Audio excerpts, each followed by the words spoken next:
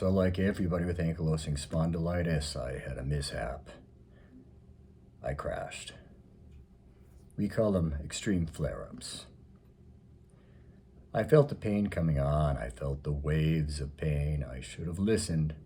I should have heeded the signs, but I didn't. I have this strong belief in self and my ability, and sometimes that ability, that belief turns into desire, this strong desire to be the hero, to believe that I can beat the odds no matter what.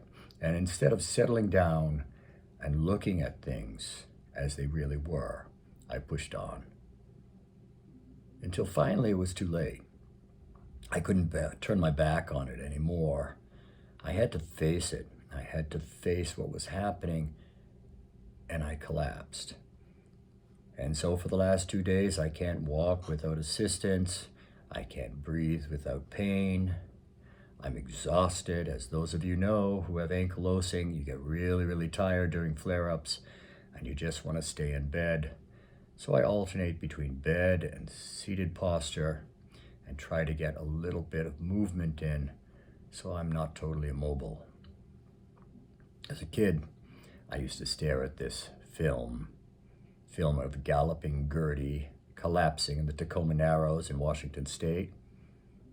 I used to stare especially at the final frames of Leonard Coatsworth as he walked away from his car and that wildly undulating bridge, and I thought, what on earth would possess this man to drive on this bridge? The bridge had been undulating for hours and hours, and scientists came from the University of Washington to even study it. There was time for people to stare at it, to look at it, to walk away, and yet this man drove over this bridge. Perhaps his car stalled. Let's give him that. Sadly, there was only one fatality when the bridge collapsed, and that was his little Cocker Spaniel, Tubby. So, for Tubby and for all those who allow themselves to collapse, let's listen to our bodies. Let's pay attention. Let's look for the signs. Let's know when it's too late.